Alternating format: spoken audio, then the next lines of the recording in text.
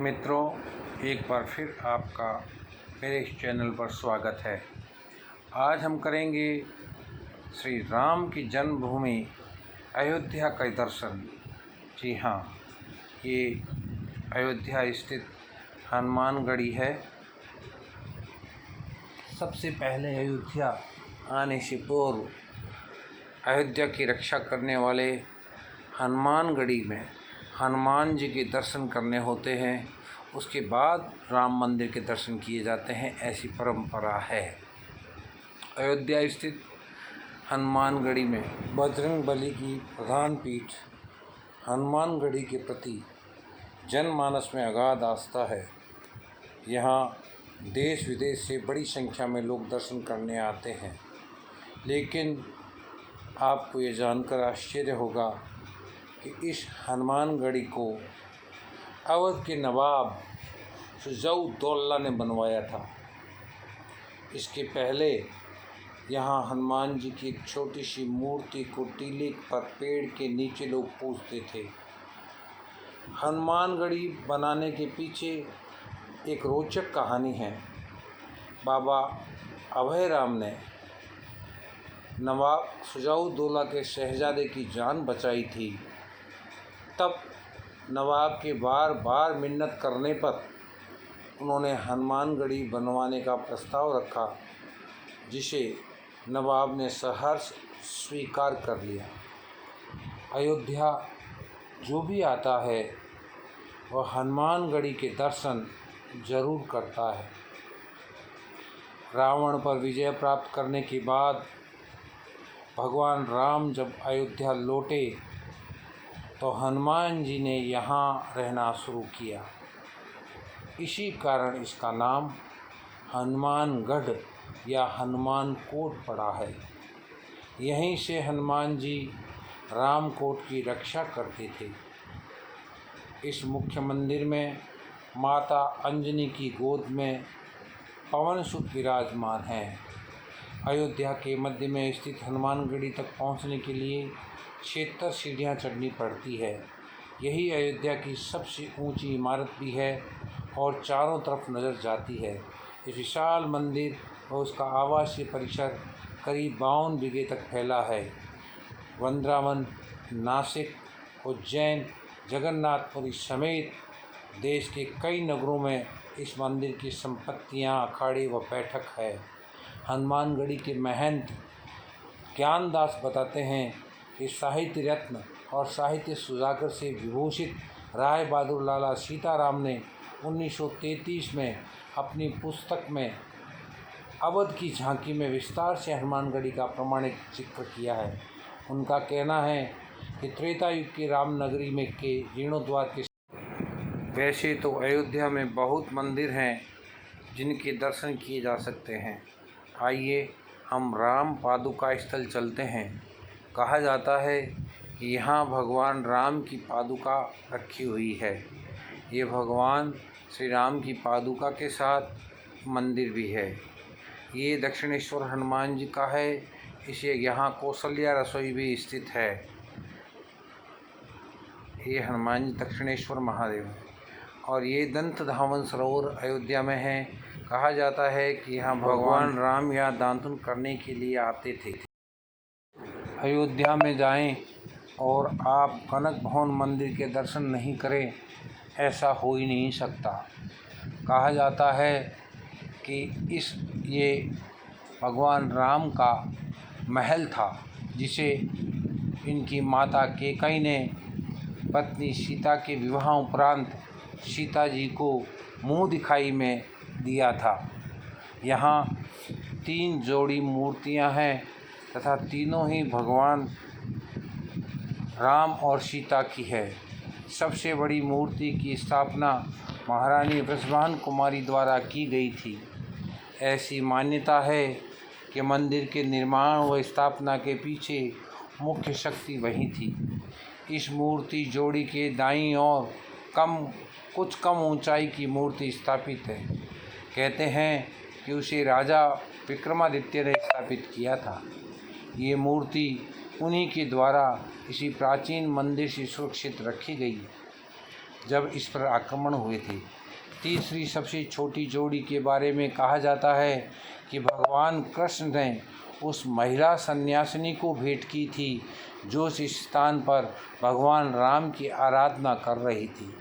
श्री कृष्ण ने उस महिला को निर्देश दिया था कि वह देह त्याग उपरांत इन मूर्तियों को भी अपने साथ समाधिस्थ कर ले, क्योंकि ये बाद में पवित्र स्थान के रूप में चिन्हित किया जाएगा।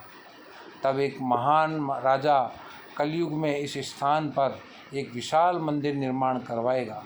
कालांतर में महाराजा विक्रमादित्य ने इस मंदिर के निर्माण के लिए नींव की खुदाई करवाई तो उसे ये प्राचीन मूर्तियाँ मिली। इन मूर्तियों ने महान राजा को अपने द्वारा निर्मित विशाल मंदिर में स्थापित किए जाने हेतु गर्भगृह के उचित स्थान के चयन में सहायता की। वर्तमान मंदिर निर्माण के समय तीनों जोड़ियां गर्भगृह में प्रतिष्ठित की गई है। अब यह तीनों ही जोड़ियां को देखा जा सकता है। अगर इसके इतिहास की बात करें तो वर्तमान युग में इसे पहले चंद्रगुप्त विक्रमादित्य द्वारा बनवाया गया। इसके पश्चात इसका समुद्रगुप्त द्वारा पुनरुद्धार किया गया। मंदिर का पुनरुद्धार ओरछा व बुंदेलखंड के महाराजा प्रताप सिंह जूदेव, उनकी पत्नी महारानी वृषभान कुमारी द्वारा 1891 में कराया गया। यह निर्माण गुरु पौष की वैशाख शुक्ल की षष्ठी को संपन्न हुआ। कनक भवन मंदिर में परिसर में ही कनक अवनेश्वर महादेव का मंदिर है। यह मंदिर बहुत ही, ये देखिए, सजावट की हुई है। ये कनक भवन मंदिर स्थित कनक अवनेश्वर महादेव का मंदिर है। आइए अब हम चलते हैं जहाँ भगवान राम का राज्याभिषेक हुआ। यहाँ वो कहा जाता है कि इस जगह पर अयोध्या में भगवान श्री राम को राज्याभिषेक किया गया, इसलिए इसे राजगद्दी का कहा जाता है।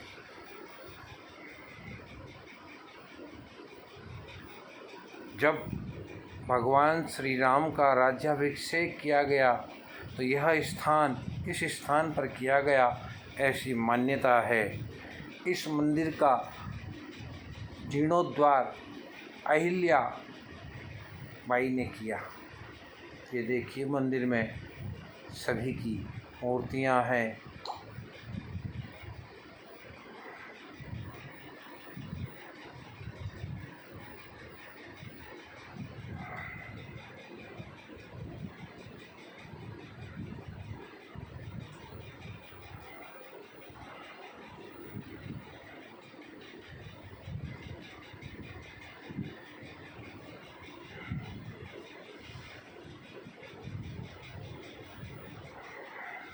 इस बारे में बता रहे हैं श्री राम के राज्याभिषेक की कहानी।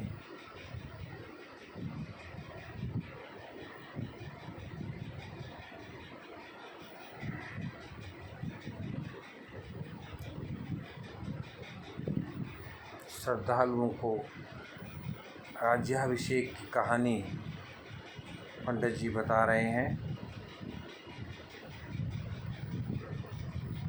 ये राजगद्दी स्थल कनक अवनेश्वर महादेव मंदिर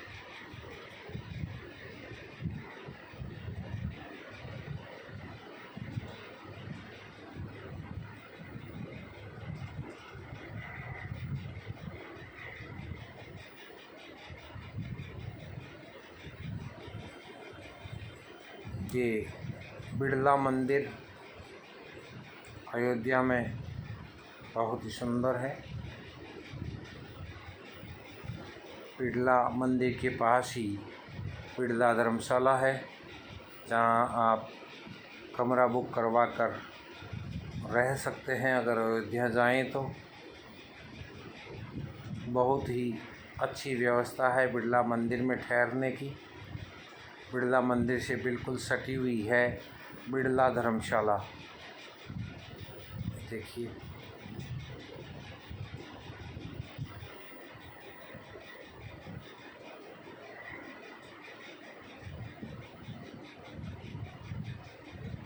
यहाँ भी भगवान राम की मूर्ति।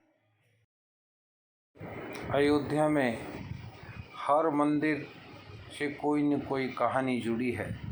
ये वो पावन भूमि है जहाँ स्वयं भगवान श्री विष्णु ने मनुष्य के रूप में अवतार लिया और अपनी लीलाएं की। इस नगरी का इतिहास बेहद पावन है। पावन नगरी में राम जन्मभूमि परिसर के पास स्थित सुग्रीव किला अपने आप में एक ऐतिहासिक और पौराणिक स्थान है। कहा जाता है कि इस मंदिर के दर्शन करने मात्र से सभी शत्रु समाप्त हो जाती है। इस मंदिर का निर्माण त्रेता युग में महाराजा भरत ने भगवान श्री राम की लंका विजय प्राप्त कर अयोध्या वापस लौटने के समय भगवान श्री राम के स्वागत के लिए माणियों से बनवाया था, जिसके बाद अयोध्या के राजा भगवान श्री राम ने इस स्थान को महाराजा सुग्रीव को अयोध्या में रहने के लिए दे दिया था। तभी से यह प्रसिद्ध मंदिर सुग्रीव किला के नाम से जाना जाता है। आज भी इस स्थान को पुरातत्व विभाग में दर्ज है।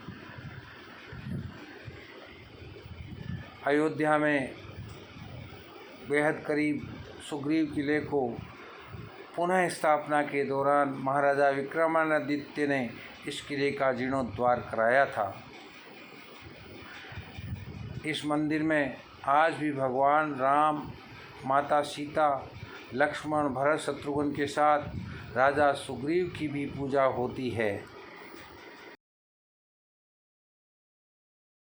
और ये है राजस्थान की कारीगर जो अयोध्या में बनने वाले भव्य राम मंदिर